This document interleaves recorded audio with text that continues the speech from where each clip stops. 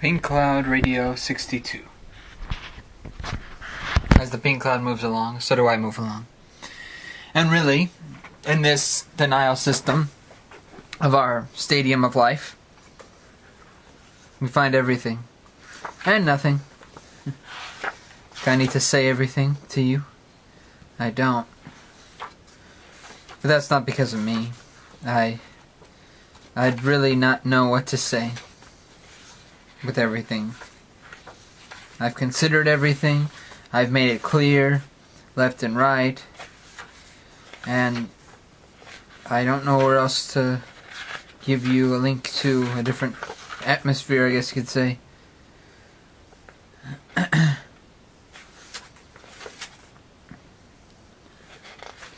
As the clouds of all this just develops again and again.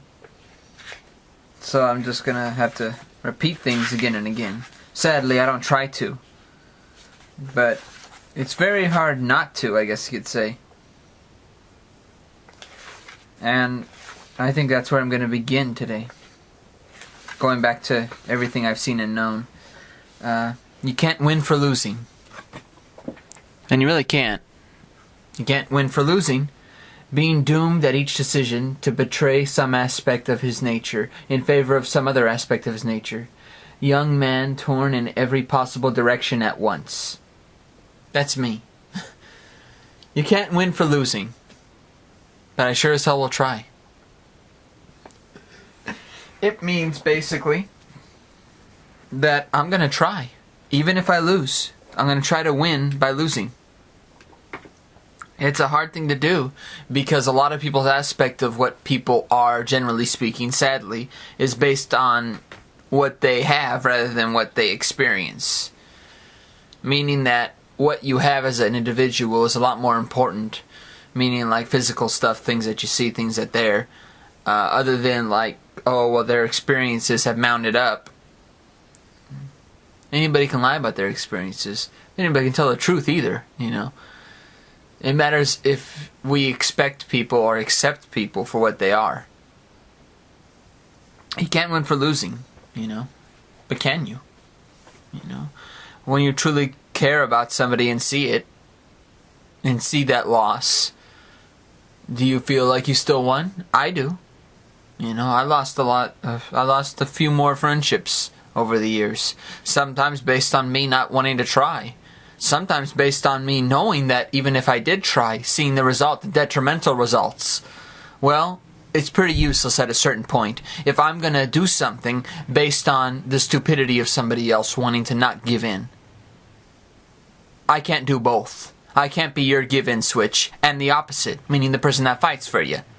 No, can't do both. You know, you have to give in at one switch and say, okay, I get it. I made some mistakes here. But it's not about being a mistake. That's the problem. You see it as a mistake already. That's your main issue that you have right there. You're seeing it as a, you know, you can't win for losing kind of attitude. Being doomed at each decision to betray some aspect of his nature in favor of some other aspect of his nature. You know, like picking one thing over another. And that's where a lot of people say like, oh, you know, I don't like guys who cheat, I don't like girls who do this, that, the other, things like that. Because what kind of aspect do you want in your life? What kind of person would you want? What kind of thought process do you go towards? Or does that change? Who knows, you know? If perceptions fly everywhere, then yes, they do change. But that means that you can win for losing. It's not always you can't win for losing. But I still try, you know. At the end of whatever happens, I still try to win, even if I lost. You know, what is it? The old idea. Everyone tries to label ego and pride and say it's always ego and pride. That it's always somebody how they think of themselves, and that's why they make an action. It'd be impossible not to then, because a lot of ways what we do individually is always going to be beguiled or put down by other people because, hey, you're doing it for yourself. I wish I did, you know. I feel worse that I didn't. I feel worse that I did it for you and you're not even taking an appreciative thought of it. Instead of you're showing how bad of a person I am because I wasn't selfish. And that's how I kind of look at it when I kind of see how people have reacted to, like, you can't win for losing. Okay, well, then I'll lose. I don't need to win, I lost. There. I accept that. I accept that I lost. That means that not that I wanted to lose, but that I embraced losing. I embrace winning just as much as I embrace losing, but I embrace it. And I think that's what I've learned, unlike a lot of people that I've met, that a lot of people haven't learned. To appreciate the negative and appreciate the loss, Once you appreciate the loss, it's not about suffering then. Because people say, or Agent Smith even said in the Matrix movie, the first one, that humans, have that suffering in them. I don't necessarily completely agree, because I can see where that can be just a stupid conclusion. Conclusions don't necessarily mean they're right, But a young man torn in every possible direction at once. That's how I feel right now. Middle of nowhere, heart in the clouds or heart in the sky somewhere where I can't find it. And it's calling out to me and saying, Marcello, Marcello. Can't come because I'm being torn in every possible direction at once with nothing happening. That's the strange part. How are you torn into 1,000 pieces or torn in every possible direction when no one's doing it? It's pretty easy. It's because no one has finally lifted from that phase, lifted from that kind of state of mind. And they just sort of said, well, Marcello, you should know something. I ain't going to be with you unless you're trying to be winning. Then I'm not the person for you. Boom. That's it. There's no beginning and end to that, because to me, the sprint towards the finish line is never about being the fastest. The hare proved that, it got sidetracked and the tortoise still won. That means that it's not about winning or losing. It's what you're doing it for. What are you doing it for? Are you doing it for yourself? Are you doing it for other people? Because any of them can be the worst decisions, because it matters how you started.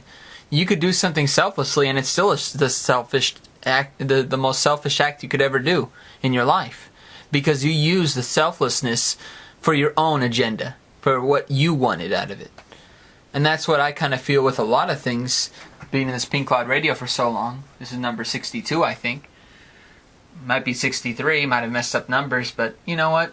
That's fine. All of you out there know that I'm not here to disregard what kind of person I am, for what kind of person this is. But can you win for losing? Or are we being doomed at each decision to betray some aspect of our natures?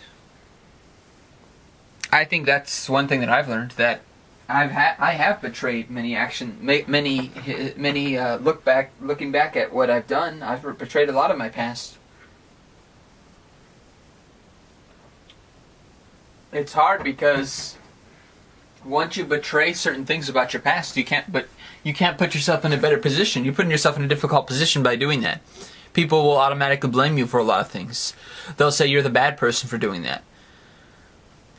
You kind of have to live with that, or they'll call you somebody else because they don't want to look that straight in the face. So instead they look at you and say you're the one that did this. I mean, I'll take it. I don't mind taking the blame for somebody else who honestly said those words. To me, it's stupid, but it's what you want to do, obviously. You already lost at that point, because I never would say that about you. But since you just said that I would, you basically said that I did say that I was the only one who said that it wasn't even the other person who said it. It was me. Good. All these people who are out here killing people and so-called terrorists and whatever you want to call them, those are just labels to disregard the connection they are. I am the man who killed everybody right now, in the world right now, at this very second, in the history that we've seen in my lifetime. Which means that they're all connected to me. I can't avoid that. And I'm not going to avoid that. I'm not going to avoid you. I'm not going to avoid anybody.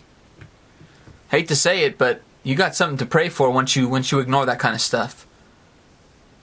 Like I said, I'm not here to disregard anybody's views. But once you try to make my view something else that it's not, or try to say that I'm thinking something else, have a good life with that, Because this is the young man torn in every possible direction at once.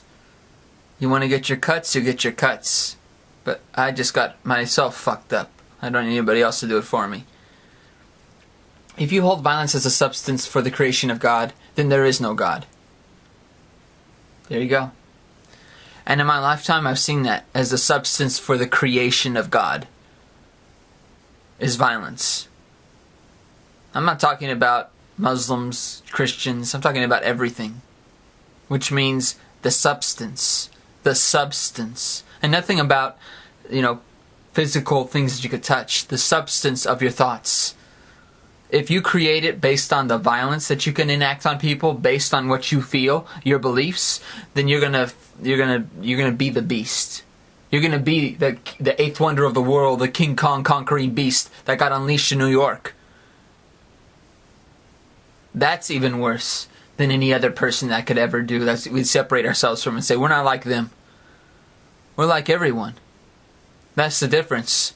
The continents and the planet shifts and the North Pole and South Pole weather conditions don't change that. It's a nice thing to rhythmically sigh a little relief and say, I'm not like those people. Except the problem is you are. You're exactly like those people. The only difference is you don't want to see it. You want to ignore it. And you want to define yourself based on the property of where you are. Based on the property of the fact that you would never do that to somebody individually. But that doesn't mean you wouldn't do it as a group. In fact, most people who deny things in a system with majority rule are the same ones that would do it in a majority. They would never do it alone, separately, but they would always vote on it in a majority. Because at least everybody agreed on it. Over there, they don't need everybody to agree on it for us to look bad at them and say, oh my God, look at Cuba over there, look at North Korea over there, look at Iran over there. Trying to create their own systems. Oh God, horrible. Because they're not using the same method we are, where we kick out the minority views, not minority race, minority views. Very different. Individual things, self-ownership. Kick out that stuff and allow only majority rule where everybody feels curtailed to not feel safe or to not express or use their freedoms as rights, not privileges, but instead waits for the system around them to do it for them. Never using it in their own agendas or in their own thoughts. Always waiting and sacrificing whatever they have to the people above them. That's not really freedom then. Freedom is a denied pleasure. That's all it is. Sadly, it's probably one of the worst pleasures because so much violence can come out of it. Same reason why Plato left Greece. Same reason why you could look back at the history of Greece. When they started democracies. Mostly everybody had to leave because they were going to vote to kill them. The people that invented it were going to be killed. Why? Who knows? Pretty simply, it's because they were using it against the same people, like the brazen bull. The person who created the brazen bull put right in it the first one. The first victim. And he created it. You don't need much else to find out the fact that most of this stuff is just the architecture of our lives. We see it every time, but we do it without any, without looking at it like it's a death device, like we're going to be treated or mistreated that time. But we do. And that's why, to me, if you hold violence as a substance for the creation of a God or in God, then there is no God. Because there's no violence in the substance of God. But a lot of people do assume so. A lot of people do take that place of God and say, hey, I have God's word here. No, you don't. You have God's word? He came down again? Sorry. You're going to have to give me, photo prints, everything. I need proof to the hilt. But that's the thing about our damaged ideals, is that we think we don't need those kind of substance or evidence to prove what we need to do to the world. But guess what? As soon as that is the flat line and the era of what we believe, it's pretty pointless to debate things. Because if you don't need evidence, there's no debate. Just do what you want. Don't waste your time in Senate or Congress or anything. Or with scientists or disproving or distancing yourself from certain science or anything like that. You don't need to do that. Just buy up everything and say, well, that we own everything, it proves we're right. That's the identity. Banks, corporations, people, the governments in power of the world, the governmental bodies of the world, the Illuminati, Freemasons, if you want to talk about them, which are just social clubs. The more important things are the fact that people that went to the Bilderberg group turned into president right after. Bill Clinton, Obama, right after their speeches at Bilderberg, right turned into president. That's the most important part. Because it's the people involved. It's not about the name. It's not about the history. That kind of stuff can be dwindled down and we already can look at it. That's finely crafted, basic matics. We don't need any other thing to look at except for what's happening with our rational thought and our logic and reason based on the exhibiting nature of what we find out in science and math and any of those things that are supposedly given to us as the factual layer. When in fact there's another layer that is behind that layer, which was not given to us and is proven a false statement of that math, of that science. Because we need to just see the contextual architecture. We don't need to see beyond that. Whatever we're given is what we should take as the truth. That's the identity of most people's belief. If there's something more, no, that's just a mystery. Oh, well, if it's true, then you got a big problem then. Because all that other stuff is a lie that you're believing. It's like Nazis at the door. I'm not here to tear you down, I'm here to tear you up. That's the truth. I don't believe in putting down people in their elements. I guess you could say it best that a lot of people tear people down. That is true. A lot of people do that. No denial there. I'm probably in an effect. You could probably put me in that effect at times too, where I have put down people. Tear them down on purpose? That would be a little harder to say. Because would I have done that on purpose, like simplified their lives and said, hey, you're an asshole, and just, rip them apart? Nah. I don't have any reason to do it on purpose, but I do have reason to do it when there is altercations of, well, this doesn't seem like an honest conversation, or if I have to be the asshole. I'm not going to deny myself being an asshole, but at the same time, it's going to be hard to continue. Literally. It's not that easy to just be that asshole. It isn't. I've done it. And I've hated it. I've hated every second of it. But, a lot of people say, well, you didn't have to be. Well, not necessarily true. There are times in our lives where we all have to be that way.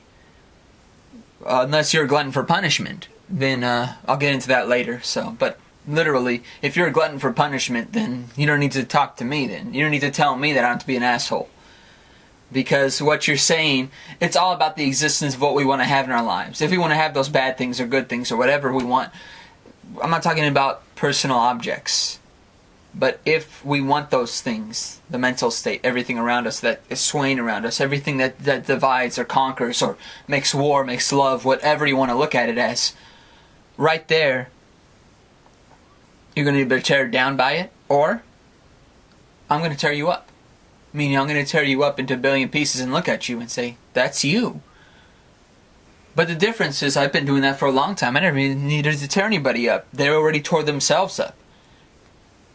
The issue is that a lot of people who have torn themselves up is that they've never picked, or they never destroyed everything around them before around them. Meaning like the things that were already there. Which I accept. This is the mental state that most people have, is that I have to define my qualities based on what their family or their friends approve, judge as, or anything such. That I have to go with their defining line. Their defining qualities, their ambitious narrative of life. But that's not the same for you, is it? When I always look at the people that are asking me to do all that, they don't do it. And I'm like, well, you're being a rebel. You're complying with certain things and you're being rebellious about other things. This means I don't have to be either of those things. And I see exactly how you're contradicting and being a habitual contradiction. You could do that. Have a good life with that. But fuck off and don't tell me to change. Because am I telling you to change? And this is the betrayal method. You're the asshole, Marcello. Because you're not changing for me. Not doing something for me. Yeah, I'm not doing something for you. Not loving you. Yeah, That's a little step right there, actually loving you, you know. And that's the difference. In the intrinsic value, what I value at the most is emotions, feelings, sensitivities. If you want to set it as drama, there's entertainment on TV, go tell your mama.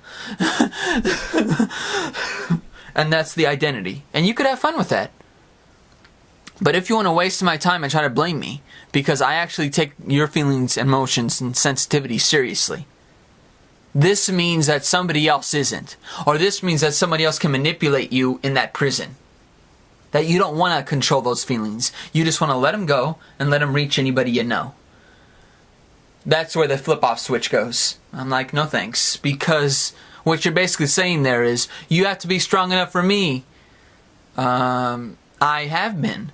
How long can my emotions hold out for you? They're there. They're not quitting. They haven't quitted now. On anybody I've had feelings for, still the strongest. The difference is, are theirs going to come out? Or are they going to just betray themselves? Can't ask me, because most of the time a lot of the things that ended had to end because of the enunciation of what they wanted to change. And saying it was me. Well, congratulations, it was me, you're right. But the difference is that why was it me? Why was it me? You tell me. Because this is Pink Cloud Radio here. I can't do anything else about it except ask you why it was me. And there's no answer to that, is there?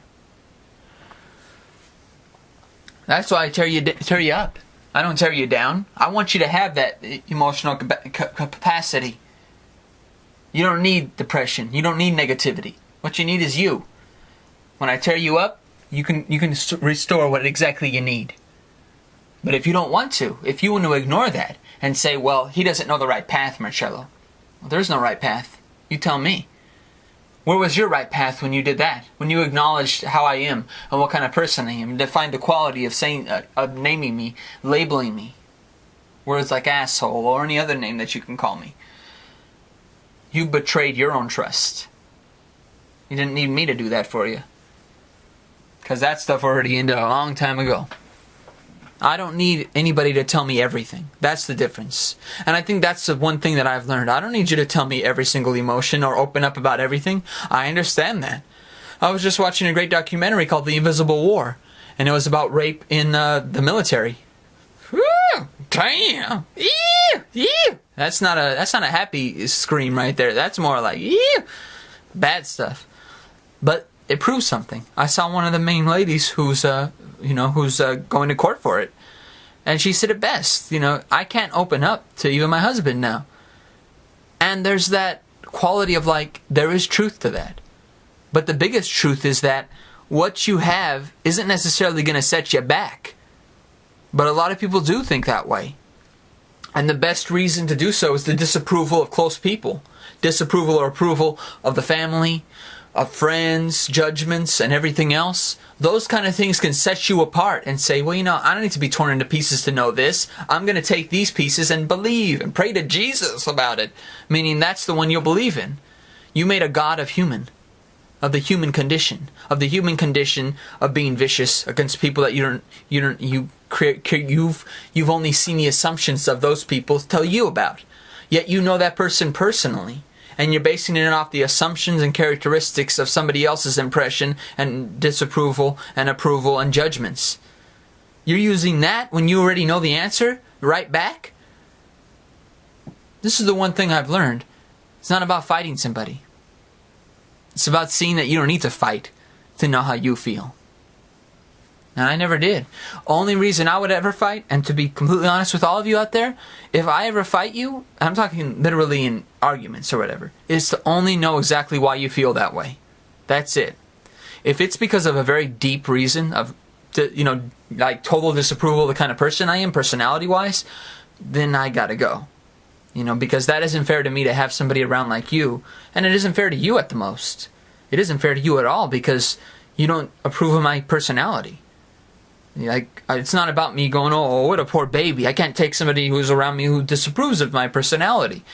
No, it's because it's a waste of time. It's a big waste of time.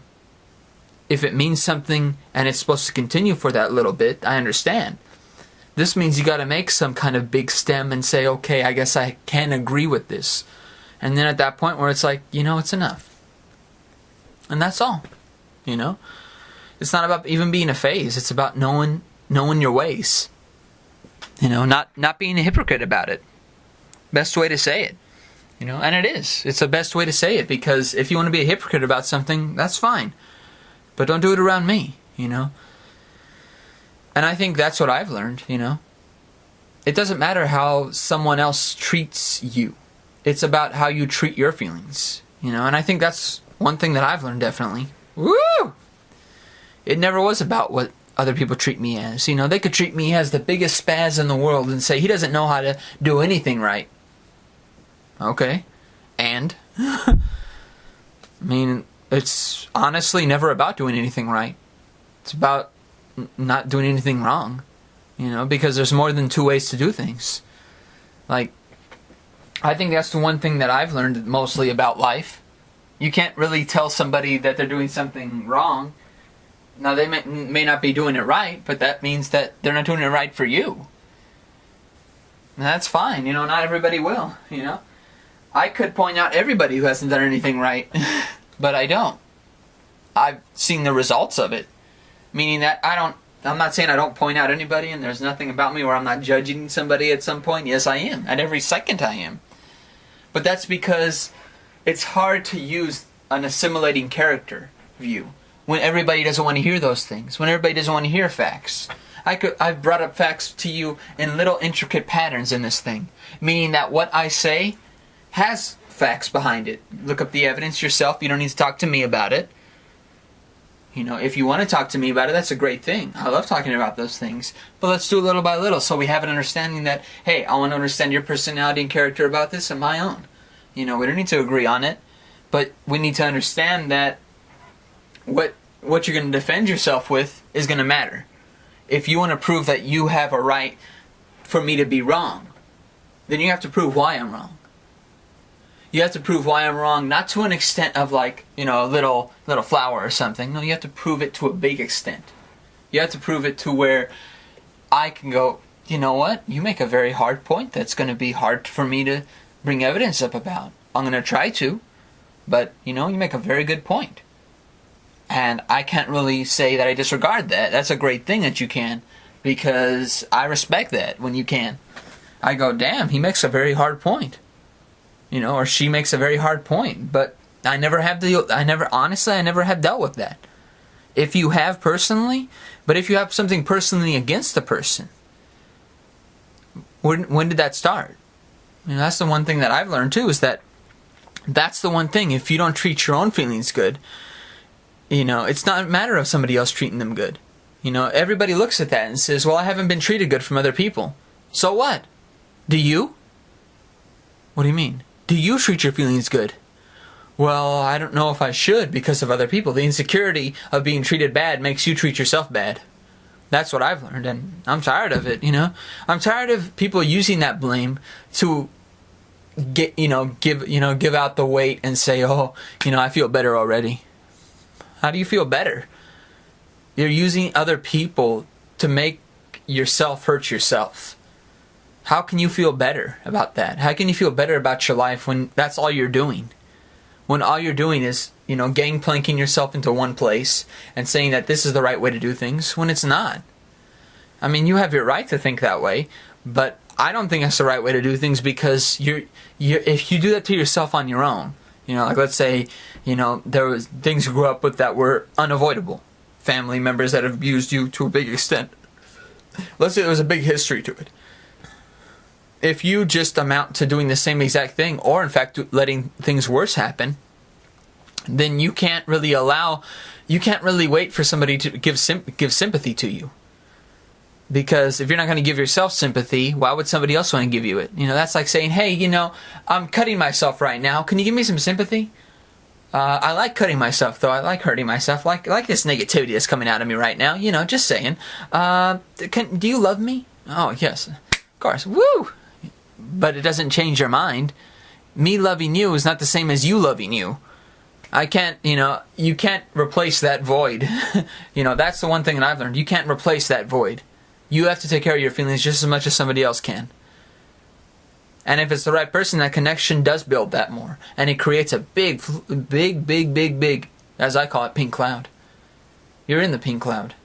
But you have to enjoy that pink cloud. And you have to want that pink cloud with yourself or with somebody else.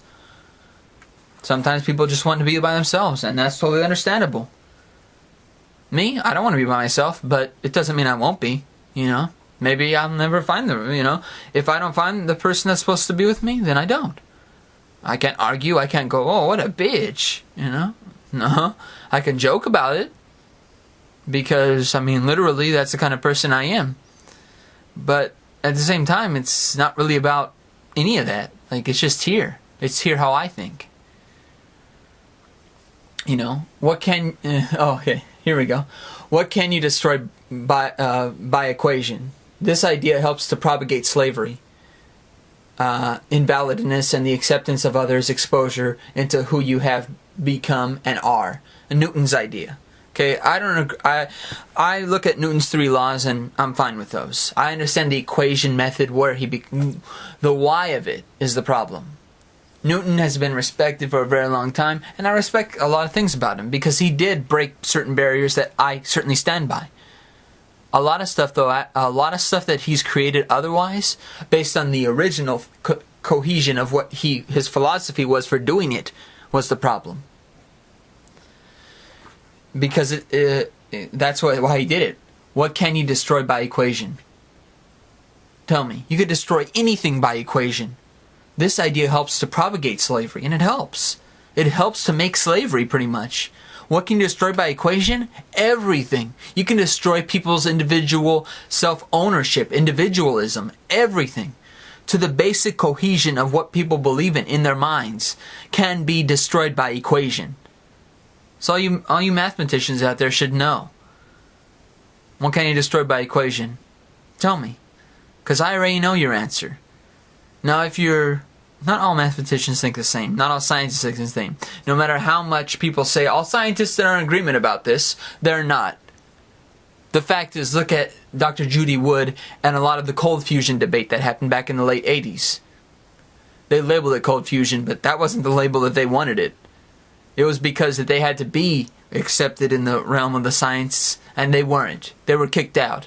And they told them the temperatures were higher than necessary, and they put stuff in to make the temperatures higher when they did the experiments for it. No, they didn't. They lied. They lied because they didn't want to change the natural method that they created for science. So, fuck you, scientists. Sorry, not all of you. There are a lot of you out there who want to bring real science and real method to breaking apart from the realm of what we've created that's continuously not breaking barriers anymore. We're not breaking barriers. They're just breaking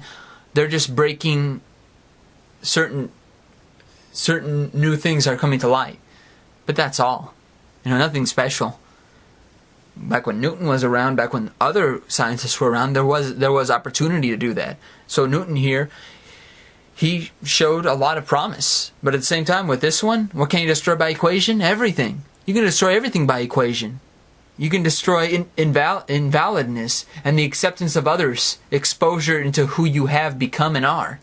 So everything about what is created, what is manipulated, what is placed, what is not placed, everything can come back to a point of, they're the bad ones, they're the bad ones. They think that way, they must got it from them. Brainwashed. So I'm brainwashed because I actually don't go along with the method of groupthink. I'm brainwashed because... as such, you look back at slaves at the same exact way they thought. When a slave escaped and he was, brought back, let's say, and he was captured and brought back, they all said, "Oh, you turned on us. Why'd you do that?" And it's true. That's how people think. When they're slaves, they feel betrayed by people who don't want to be slaves. So that's the same exact system we're living in. We haven't escaped slavery. All we have done is accepted the method of slavery. The method of slavery is very important because if it's subtle, it's okay. If it's direct, not so much. What can you destroy by equation? Every single thing. But what can you actually create without equations? Oh my, limitless potential. It's never been done because most people think that would be backward, using caveman method. Yeah, of course, because cavemen actually survived to create the kind of people we are now. Yeah, of course, horrible. They created us, so they must not be good. Well, I agree. They must not be good if they created us. How humans think now? I don't know. Going back to be a caveman will work, but it's mostly because we don't want it to work. We don't want it to work. You know, spin the wheel, but the wheel can't spin if there's no group going along thing. Meaning not group think, a group going along. Meaning that they actually all get along and they all have different things to bring to the wheel to make the wheel spin. It's not about making the wheel spin because it's just hard work and you have to get it done, go back home, press the button. No, it's because you actually are part of the wheel. If you're not part of the wheel, then how can you say you feel represented for? Or how can you say that this is the system for you, or this is the people for you, or this is the place for you, or this is the... I mean, you could say anything to define a quality of a person, but it's very hard to define your quality based on the dirt and sand and ocean land. I mean, there you go. If you base your quality of life off of those things, you're going to have a very hard time convincing other people. Because you're basically telling them, feel convinced that this is you. It's not. I'm sorry, I was born from it, but I certainly don't feel represented by it. The earth's not speaking for me here. You're speaking for me here, and honestly, I don't feel the earth is represented through you. No matter where I am, no matter if I'm here or over there. God became man, so that man can become God. A story to show if this is true at all. This is a created story, so we can accept human emergence as God. It is, you know. God became man so that man can become God. It's pretty easy, you know. It's a mental state, and it goes back to what I experienced with certain video games. I know, I'm pointing to video games, but to be honest, entertainment is not just about entertainment. It's about unilateral conversation, visual appeal, working with it, finding out what exactly it is, because you're in control in a sense. All these things have limitless potential, but they have limited potential because they're unimportant. There, I'm going to say it. All of it's unimportant. Reading, writing, running. All of it's unimportant because everybody else is doing something more important. I'm talking about the people in power. I'm not talking about me. I'm doing something important. Will it matter to you? Maybe. Will it matter because I want you to change and be rebellious and be violent? Nah, of course not. Because it's not about that. Once you use those things and that's the only answer to everything, that's the problem. There's a limitless answer, limitless potential, but it has to come from what you want, truly. Because what you truly want, you would never stop. Not to say that you can't use other methods to get to those conclusions. You can. And it's definitely a trusted subject because you're using it for your validation. And you're seeing the validation in it. And you're not scared of it. You know, you're not scared of something you truly love to do. You may be scared of love. But if you haven't been scared, you haven't been in love. You know? So the emergence of God in that way. It is. It's a human trait. Sadly, the human trait is very ugly. Because it can use that image of God and say, I'm the right one here. I'm the one who deserves to be here because of God. Really, because of God. Because of God. Right there is the cutoff point. Silence. What can be because of God? It's here already. If you want to be something better, it's too late. Should have done that when God created. You're asking now that God has created. God has created, but He didn't create your ass. Not how your ass thinking is now. Not how you're thinking of your ego and pride and everything inside.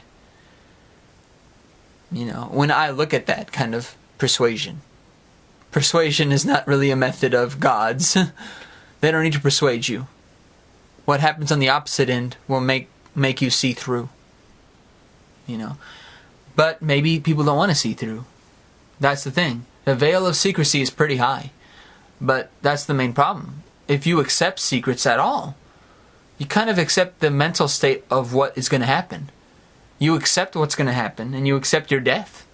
Your death is already there. If you accept it in that way, meaning if you accept the secrets and say, well, they shouldn't do those things to those Middle Easterns over there, killing them in the streets like that. Yeah, but we're doing the same things now. We already have drones flying over us, picking and shooting our own targets in our own countries, in our own country, in states. So, I mean, we're doing actually something worse. Yes, we don't have a point-to-finger kind of Taliban thing, but we don't need that. We created the Taliban. We created all those things. We created and funded the terrorists. Why? Well, because we can. Why do you think we're against Iran? Because they do the exact same thing. We don't need competition in that. Kill the competition. Where do you think I came from? The government. The people in power. Above that. If you have secret killings, you're going to have secret meetings. Why wouldn't you? You tell me. Human emergence is God. Yikes. Not a good thing. I don't need to be right to be here. And as Hume said, causality occurs in thoughts to bring up A to B. Though, like A to B. This is A to B. Though it creates the motivation to be not responsible for actions at a bigger level. That's what causality really does. When you talk about Hume and everything, it all goes back to not being responsible. You don't need to be responsible. Cause and effect. Just do something, find the effect. But then again, the real cause and the real effect is what you do. You have to do both. You have to be responsible for the fact that you cause, you affect. Which means you have to take the cause and effect to cause and effect for yourself and take the responsibility of stepping into it. Why would you want to cause something without an effect? But then again, for myself personally, I caused and affected. But I don't know exactly what it means, Because cause and effect can have, causality in general occurs to bring up that A to B, But at the same time, will it matter? Like me thinking one way, will it change how you feel? Or will it change how I feel?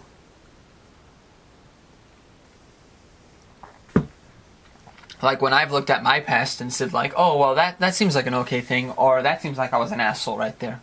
I can say that about myself the whole time. I'm the biggest asshole in the world because I'm very secure.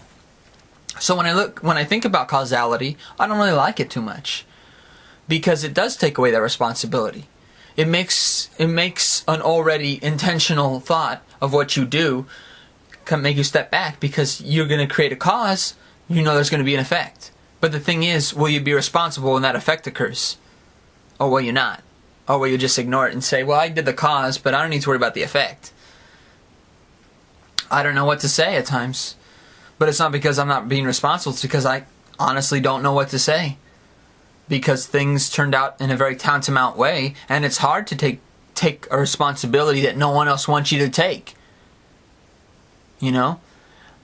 Like, for myself, with feelings, emotions, sensitivities, everything I talked about this time in Pink Cloud, I can't really tell you that I'm right or wrong on this. Like I said, you can't win for losing. But like I said, I'm going to try, And I think that's a hard thing to do, because I've accepted the fact that I lost. And that's fine, I don't need to win. If I needed to win every time, I wouldn't have to be here. I wouldn't have to be talking. I just worry about causality and just sit back in my chair and watch it go crazy. But I don't need to. I can't win for losing, but like I said, I'm going to try. I'm going to try because it matters to me. I'm going to try because, to me, causality, how it occurs, all those things about living A to B or something, it's a hard thing to take. It's a hard thing to base my imagination or life on that potential. On just thinking that, hey, this is the way you should think. This is the understanding that you should have. No, I shouldn't. I shouldn't have an understanding like that because I don't need that understanding. I don't need to use that understanding to take initiative with my life. Because that means I'll take less initiative. I need to take the most initiative. I need to see that, yes, I'm going to lose. Yes, I'm going to win. I don't need to think that beforehand. Causality gives you that method. It makes you see it like, hey, you could take this opportunity. Don't worry. If you cause something, don't worry, there's going to be effect. And I think that's where a lot of the negativity and the ambition of most people comes from. It's not about you giving everything, because anybody can say that. You're given everything. Guys, you as young kids are given everything. No, you're not.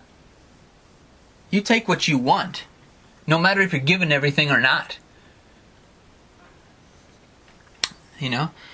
And if I lost, that means I lost. That's it. If I won, that means I've won. Enjoy it. So, causality may occur, you know? I can't win for losing. But all that stuff, everything I could repeat again and again in a cycle, wouldn't matter unless it's here. And it's always going to be here. Whether it's a cause or an effect, I gotta respect. So take care, guys. And love to all of you. Thank you, Pink Cloud Radio. And all of you listeners.